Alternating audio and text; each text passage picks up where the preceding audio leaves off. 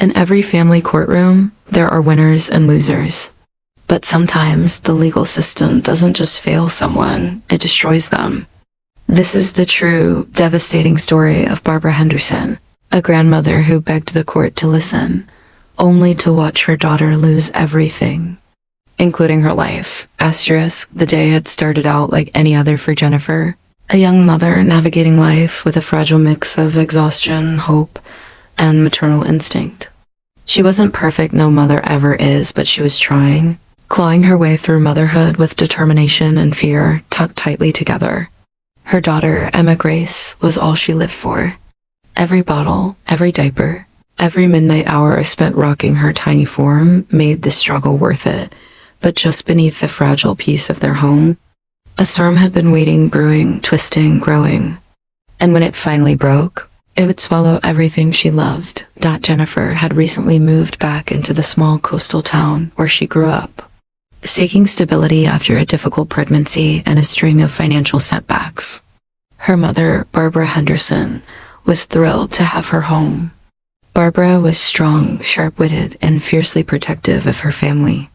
She had survived life's hardest blows: poverty, heartbreak, and loss, but nothing had prepared her for what was coming. It began with a phone call. A woman's voice, cold, official, and clipped, introduced herself as a representative from Child Protective Services. Someone had filed a report claiming that Jennifer was unable to properly care for her newborn due to mental instability, inconsistent behavior, and a lack of appropriate support. Jennifer was stunned. Barbara was furious. "This is nonsense," Barbara snapped, grabbing the phone. "My daughter is caring for Emma Grace beautifully. She's exhausted. Yes, she's a new mother. New mothers get tired. That doesn't make her unfit." The woman on the phone remained unmoved. A wellness check had already been scheduled. There would be documentation, interviews, assessments. It felt like the world had suddenly tilted sideways. Barbara insisted on being present during every meeting. She watched strangers inspect Jennifer as if she were some kind of volatile specimen, peering at her trembling hands, her dark under-eye circles, the scattered laundry on the sofa, the unwashed bottles in the sink. They noticed everything except the most important thing, the love Jennifer had for her child. But the more they scrutinized her, the more nervous and defensive Jennifer became. Every question felt like an accusation. Every hesitation became a red flag. And when she cried from fear, not guilt, the caseworker scribbled something privately into their notebook. Barbara fought to interject, explaining postpartum challenges, lack of rest, and the emotional strain Jennifer had been under. She mentioned Jennifer's long-term efforts to recover from traumatic events in her past, highlighting her progress. But instead of seeing determination, the system seemed to see a problem in need of containment. By the end of the week, the case had escalated. Suddenly, everything Jennifer did or failed to do was under a microscope. When David, Emma's father, learned about the investigation, a new layer of tension was added. David had always been distant physically, emotionally, and financially. He had never spent a full day alone with Emma Grace, never taken her to a doctor's appointment, never even learned how to properly prepare a bottle. But with CPS entering the picture, David reappeared with sudden purpose. He filed for full custody. Barbara couldn't believe it. "You're doing what?" she demanded the moment David announced his intentions. "You haven't been here. You haven't done anything for Emma." David shrugged, emotionless. "The system already has concerns. I'm just doing what's best for my daughter." "What's best for her?" Barbara snapped. "Is her mother." But David had something Jennifer didn't: a clean image. He presented well.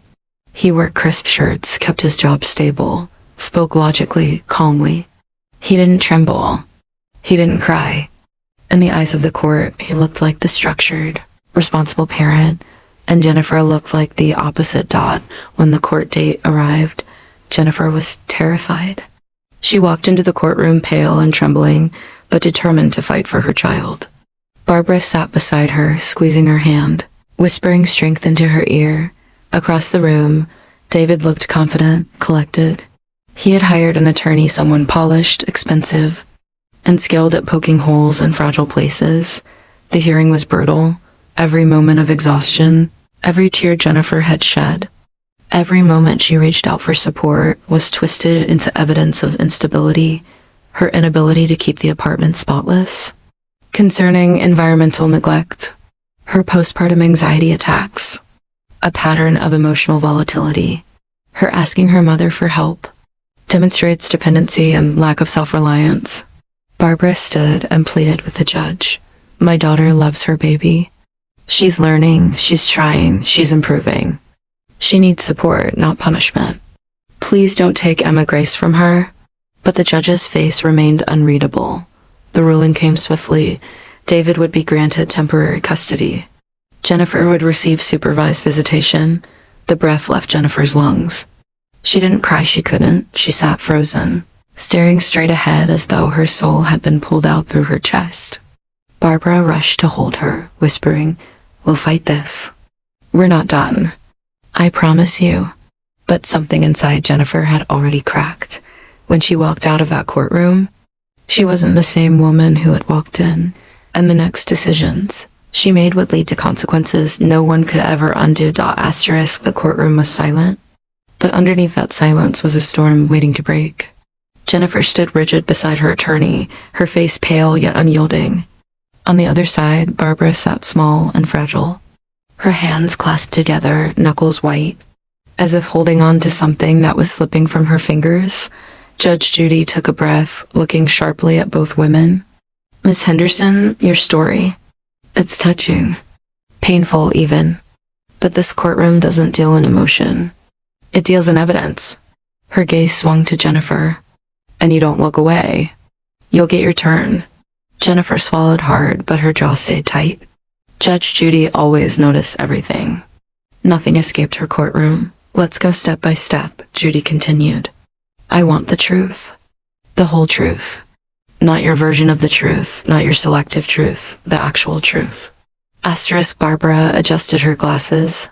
"Your Honor, I understand Jennifer's angry. I know I failed them in many ways. I was working, always working.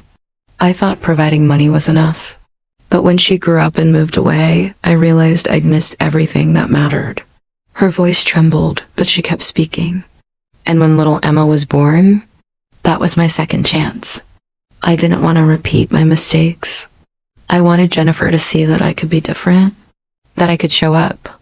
And I did." Jennifer huffed under her breath, loud enough to be heard. She showed up when she liked, and disappeared when she didn't. Judge Judy's hand shot up. "Save it.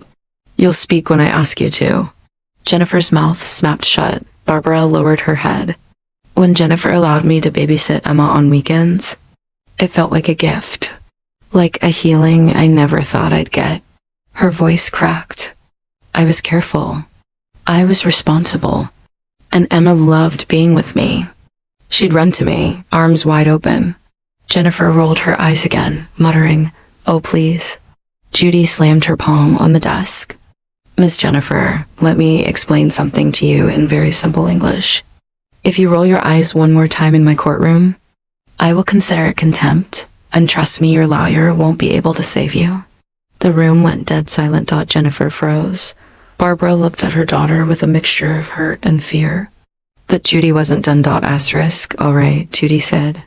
"Miss Jennifer, stand up." Jennifer hesitated, then rose slowly. "Tell me exactly what happened. No dramatics, no attitude, no unnecessary seasoning. The facts." Jennifer inhaled, controlling her tone. "Fine. My mom was babysitting Emma because David and I had a business event. When we came to pick her up, Emma was crying. Not normal crying, screaming. I checked her arm and it was swollen. My mother claimed it was just a fall, but Emma doesn't fall like that. Not with that kind of bruise." Judy raised a hand. "What did the doctor say?" Jennifer paused. "He said it looked like...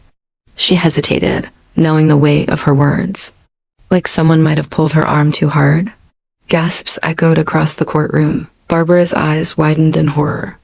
"I did not, Your Honor. I would never not in my life." Judy lifted a finger. "Sit down, Miss Henderson. You'll speak when I speak to you." Barbara sat, trembling. Jennifer continued, voice sharper now. I know what she's capable of. She wasn't always gentle. She'd get frustrated when I was young. She'd yell. She'd grab my arm when I misbehaved. Her voice cracked, revealing a pain she had buried deep for years. And I'm not letting her repeat that cycle with Emma. Her attorney placed a hand on her shoulder, silently signaling her to stay composed. Judy's eyes narrowed. Miss Henderson, is any of this true? Barbara slowly shook her head. I was strict, yes, I have moments I regret. But hurting Emma? No, never. Jennifer scoffed. You regret it? That's all? But I raised you alone? Barbara whispered, pain etched into every word. I worked nights so you could go to school. I sacrificed everything just to give you a life better than mine. And still failed, Jennifer replied coldly. That sentence broke something in the room. Even Judge Judy paused. Watching the emotional war play out like a fragile thread pulling apart, Judy finally spoke. Miss Jennifer, pain from childhood is real, but using it as a weapon in a legal claim is dangerous business. You're not 12 anymore. You're a mother now. You need to separate your childhood grievances from present fact. Jennifer clenched her fists. I am separating them. The fact is she hurt my daughter, and the fact we need, Judy corrected, is whether the injury happened due to neglect, accident, or intentional force. Let's bring in the husband, Judy said. David stepped forward. Calm, steady, rational. He was the opposite of the tension between the two women.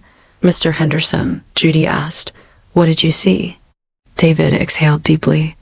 Your Honor, Emma was crying badly when we arrived, but I didn't see Barbara do anything wrong. She looked shocked and worried.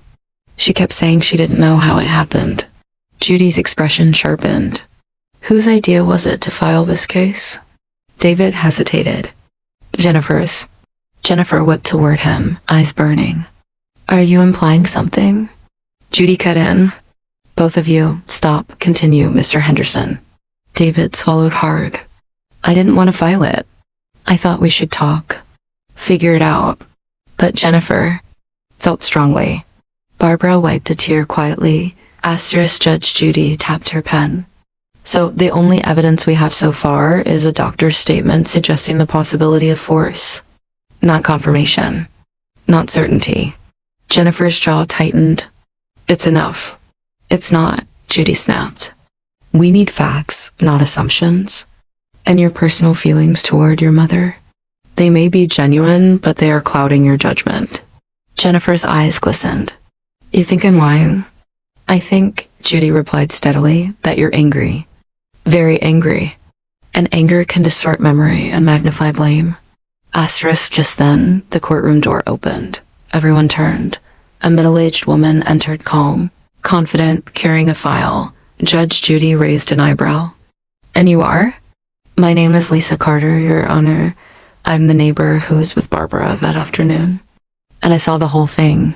The room erupted in whispers. Jennifer's face drained of color. Judy leaned forward. Well, it looks like this case just took a very interesting turn. Lisa Carter stepped forward with quiet confidence, her heels clicking against the wooden courtroom floor. Barbara stared at her in disbelief, as if hope had suddenly taken human form. Jennifer, on the other hand, stiffened, eyes narrowing with instant suspicion. Judge Judy gestured. Miss Carter approached the bench. If you have information relevant to this case, I want to hear it. But I warn you, make sure every word out of your mouth is the truth. Lisa nodded. Yes, Your Honor. She stood in the witness box. The bailiff swore her in. The room grew still. When you're ready, Judy said, tell me what you saw. Lisa took a controlled breath. I was visiting Barbara that afternoon. We were sitting in the living room while Emma played with her blocks on the carpet. Everything was normal. There was no yelling, no frustration, nothing unusual. Barbara was calm. Emma was happy. Jennifer's attorney stepped forward. You expect the court to believe you just happened to be there at the exact moment this alleged injury took place? Lisa didn't flinch. I wasn't just there. I regularly visit Barbara. We're close friends. Judge Judy lifted a hand. Continue. Lisa nodded. At one point, Barbara got up to bring Emma a juice box. Emma stood up too, trying to follow her, but one of her toys rolled under her feet. She tripped. She fell sideways, hard.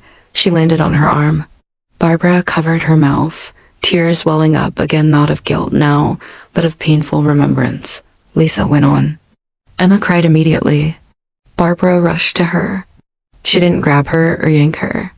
She picked her up gently, trying to soothe her. She kept saying, "It's okay, baby, Grandma's here." She was panicked, but because Emma was hurt, not because she did anything wrong. Jennifer crossed her arms tightly, jaw clenched. Judy leaned in. "Did you see any behavior that suggested negligence?" "No, Your Honor," Lisa replied. Barbara never left her unsupervised. She wasn't distracted. It was simply an accident. A toddler fell. That's all. A murmur rippled through the audience. Jennifer finally snapped. "That doesn't make sense. Emma doesn't trip like that. She's not clumsy." Judge Judy turned slowly, eyes like knives. "Miss Jennifer, children trip all the time. Toddlers are practically tiny drunk humans learning how to move. That is not evidence of abuse." Jennifer's lips parted, but no words came. Judy returned her attention to Lisa. "And you are prepared to testify this is the truth?" "I am," Lisa said firmly. "Every word." Jennifer's attorney adjusted his tie and stepped forward again. "Miss Carter, you said Barbara was panicked. Could she have panicked and grabbed Emma too hard without realizing it?" Lisa shook her head. "No, I was right there." She picked her up gently. She held her close, rubbed her back. She was scared, yes, but not angry. Judge Judy's gaze slid sideways to Jennifer. "Seems like the version you've been holding on to doesn't align well with the witness testimony." Jennifer's voice wavered. "She's lying. She's covering for her. Why?" Judy shot back instantly. What motive would she have to lie in a courtroom under oath? To risk perjury for what? A cup of sugar next door? Jennifer didn't answer. David shifted uncomfortably beside her. He looked at Jennifer with a mixture of confusion and guilt, like a man slowly realizing he'd let something spiral out of control. Judge Judy noticed. "Mr. Henderson," she said. "You've been quiet. What are you thinking right now?" He hesitated, but then spoke honestly. I think maybe I should have pushed harder for us to talk instead of jumping straight to legal action." Jennifer whipped toward him. "So now you're taking their side?" David sighed heavily. "No, I'm thinking about Emma. That should have been our priority, not revenge or old wounds." The words hit Jennifer like a physical slap. She blinked rapidly, her cold confidence cracking around the edges. Judge Judy tapped her pen decisively. "Here's what I see. A daughter carrying years of bitterness. A mother drowning in guilt trying to rebuild something fragile. And a baby stuck in the crossfire." She pointed directly at Jennifer. "You dragged your mother to court not because she hurt your daughter, but because she hurt you 20 years ago." Jennifer's eyes filled. The armor she had worn so tightly beginning to fracture. "That's not true," she whispered. But even she didn't sound convinced. Judge Judy wasn't moved. "You want justice for your childhood? That ship sailed a long time ago. Filing a false complaint out of emotional resentment is not justice, it's retaliation." Jennifer's shoulders trembled. Barbara looked at her daughter with a face that held more love than accusation. "I never meant to hurt you, Jennifer," she said softly. "If I could go back in time and change things, I would. But please don't punish me for mistakes I've already paid for every day of my life." Something in Jennifer's expression shifted pain, anger, desperation all colliding, but before she could respond, Judge Judy addressed Lisa again. "Ms. Carter, thank you for your testimony." "Step back." Lisa returned to the bench. Judy leaned back in her chair, hands folded. "This case is no longer about Emma's fall. We have a credible witness, corroborating evidence, and no indication of intentional harm." Jennifer inhaled shakily, ready to protest, but Judy cut her off sharply. "But we are going to address the real issue here, why a mother would weaponize the court system against her own mother." Jennifer's breath stilled. "You think you're protecting your daughter?" Judy said, voice low and steady. But what you're actually doing is teaching her that love is conditional. That mistakes are unforgivable. That family is disposable. A tear escaped down Jennifer's cheek. David reached for her hand. She didn't pull away this time. And Barbara? She sat silently, hands clasped, as if praying that after all these years, her daughter might finally see her not as a villain, but as a flawed mother who still loved her. Judge Judy straightened. This case is far from over. And I want the truth, all of it. Not just the truth about the fall, but the truth about what started long before it. The courtroom held its breath as Jennifer looked down, her lips trembling, knowing the next words she spoke could change everything. Jennifer stood there trembling, staring at the floor as if the truth she'd been hiding for years was finally cornered. Judge Judy watched her with piercing eyes. She knew that moment, the breaking point, when someone could no longer hold up the weight of their own story. It was Jennifer, Judy said, voice calm but penetrating. Look at me. Jennifer hesitated, then slowly lifted her gaze. Her eyes were glassy, her breathing uneven. You're about to make a choice, Judy continued. Either continue hiding behind anger or be honest. Not for your mother, not for me, but for your daughter. Jennifer closed her eyes for a moment, and when she opened them again, a tear slid down her cheek. Her voice cracked as she spoke. Growing up, I always felt alone.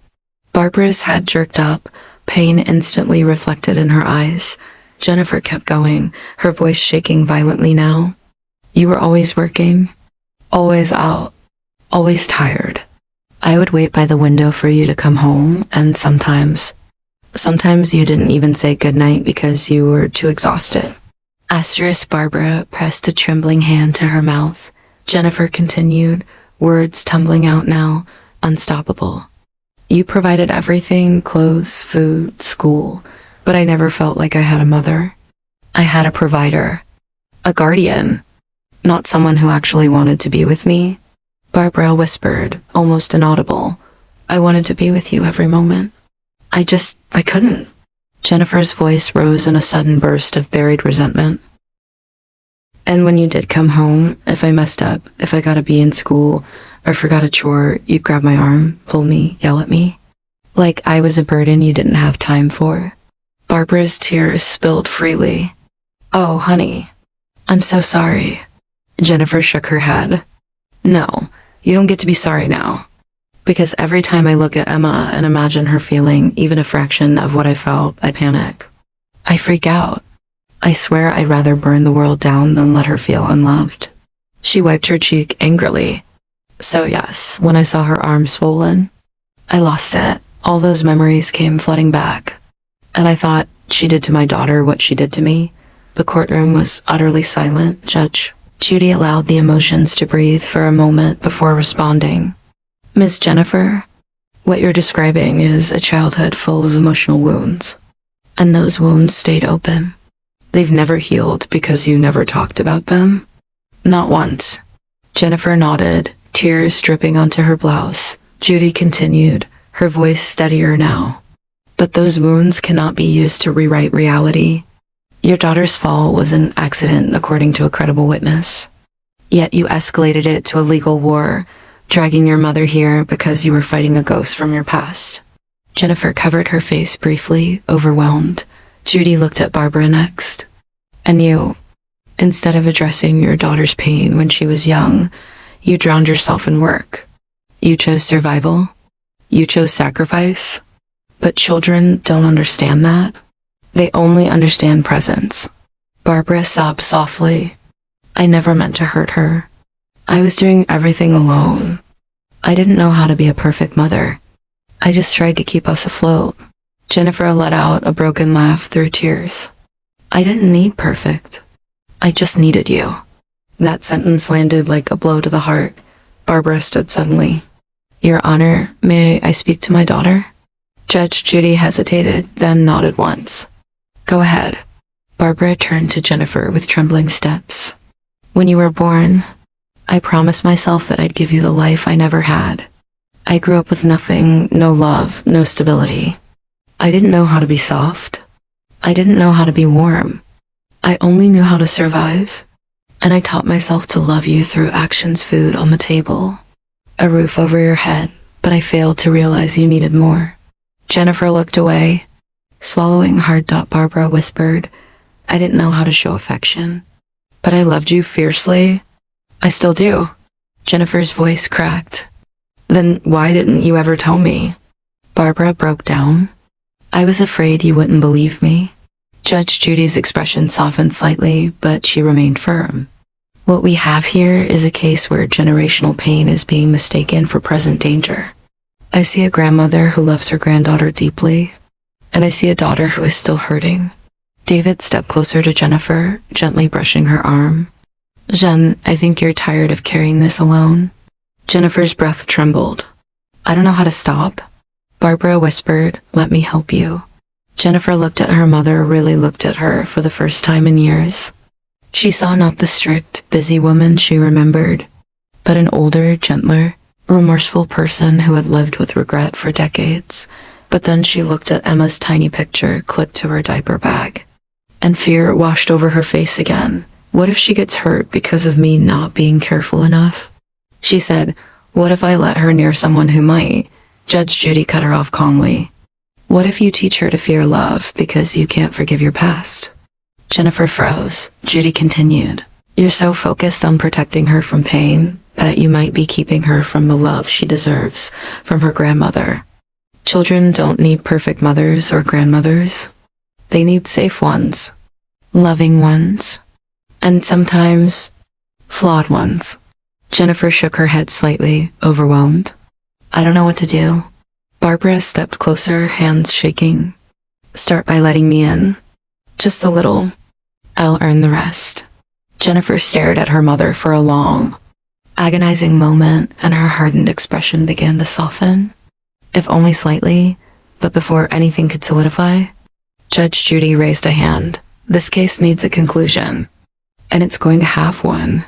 But before I rule, I want to hear one more thing. Jennifer looked confused. What? Judge Judy leaned forward. I want to hear the truth from your own mouth. Not your fear. Not your past trauma. The truth. Jennifer swallowed. Judy spoke slowly, each word deliberate. Do you believe deep down that your mother intentionally hurt your daughter? The room held its breath. Jennifer's lips parted. Her eyes shimmered. She hesitated, and then she whispered one word, no. Barbara collapsed into quiet sobs. David exhaled in relief. Even Lisa closed her eyes, grateful that Judge Judy wasn't finished. Then we can finally talk about what this case is really about. Her voice sharpened with gravity, and that will be addressed in my verdict. The courtroom was so silent, it felt like the air itself had paused. Jennifer's whispered no still lingered, fragile, trembling, honest. Judge Judy allowed the weight of that truth to settle before she spoke again. Good, she said softly, though her tone remained firm. Because now we can stop pretending this case is about a swollen arm. Jennifer wiped her cheeks, eyes still lowered. Barbara clutched the edge of her seat, afraid to breathe. Judy continued, this case is about broken trust, about decades of silence, about a mother who didn't know how to show love, and a daughter who didn't know how to forgive. Jennifer blinked hard, tears threatening again. Judge Judy leaned back in her chair, tapping her pen lightly, a sign she was deep in thought. I'm going to deliver my verdict, she said. But before I do, Miss Jennifer, look at your mother. Jennifer reluctantly lifted her gaze. Barbara's eyes were overflowing, but there was no anger, just a raw, aching plea. Judy continued, I want you to see her not as the woman who failed you 20 years ago, but as the woman who is standing here today, trying to make things right. Jennifer inhaled shakily, and Miss Barbara, Judy added, turning to the older woman, I want you to truly hear your daughter. Not through guilt, not through regret, but through understanding. Barbara nodded quickly, tears streaming down her face. Judge Judy clasped her hands together. Now, let's close this. She straightened, posture commanding, voice cutting through the air with finality. Based on the testimony, evidence, and the credible eyewitness account, I find no negligence on the part of Barbara Henderson. Emma's injury was accidental. Silence. No gasp, no whisper. Just the heavy release of truth. Jennifer closed her eyes, absorbing it. Barbara let out a soft sob, part relief, part heartbreak, but Judy added sharply, "This ordeal didn't come out of nowhere. It came from years of emotional wounds, never spoken about until today." Jennifer opened her eyes again. Judy pointed her pen directly at her. "You are a mother now. Your obligation is not only to protect your child from physical harm, but also to teach her what love looks like, including forgiveness." Jennifer swallowed a lump in her throat. "Dragging your mother to court was extreme," Judy said. "But I understand why you did it. You wanted to feel in control of something you couldn't control as a child." Jennifer's eyes filled again with fresh tears. "But now you know the truth. And the truth gives you a choice." Judy leaned forward. "You can either cling to the anger that's been eating you alive, or you can start the painful, slow, difficult work of healing." Jennifer whispered, "I don't know how." Barbara's voice trembled as she spoke from her table. "We can learn together, please. Let me try." Jennifer looked up at her mother, the woman she had both resented and needed for her entire life. For the first time, she saw not a symbol of her childhood pain, but a flawed human being, just like herself. Judy let the moment sit before speaking again. "As for Miss Barbara," she continued, "you don't get to walk out of here unscathed." Barbara startled. "Your Honor, you may not be guilty of neglect," Judy said, "but you are guilty emotionally of leaving your daughter to navigate her childhood alone. That damage doesn't disappear just because you regret it." Barbara bowed her head. "I know, and I'm sorry." "No," Judy replied. "Don't apologize to me. Apologize to her." Barbara's eyes filled instantly. She turned fully toward Jennifer. "My sweet girl," she whispered, voice cracking. "I am so sorry I wasn't the mother you needed. I didn't know how to be gentle. I didn't know how to be emotionally present. I should have held you more, hugged you more, told you I loved you every single day." Jennifer's lips trembled. Her hands shook. Barbara continued softly, "You deserved a mother who understood you. And I was too busy surviving to realize you were starving for affection. That's my failure. My biggest regret." Jennifer wiped tears, but this time she didn't look away. Judge Judy watched, her voice softened slightly. "And Ms. Jennifer, you owe her something too." Jennifer's breath hitched. "What?" "Honesty," Judy said. "And a chance." Barbara nodded eagerly, crying, "I always did. You were my whole world." Jennifer's face crumpled as the last of her walls cracked open. "And I don't want Emma growing up thinking love is something you have to earn." Barbara reached out a hand, hesitant, unsure if she was welcome. Jennifer stared at that hand, then slowly placed her own in it. A soft gasp washed through the courtroom. Barbara broke down, clutching her daughter's hand as though it were the last lifeline she had left. Judge Judy gave them a moment, then spoke with finality. "My official ruling, case dismissed. No damages awarded. No fault assigned." Jennifer nodded without arguing. Her tears fell silently, but, Judy added, "I strongly suggest family counseling. Not because you're broken, but because you're rebuilding something delicate. And because Emma deserves a family that isn't suffocating under the weight of old pain." Jennifer whispered, "We'll try." Barbara squeezed her daughter's hand.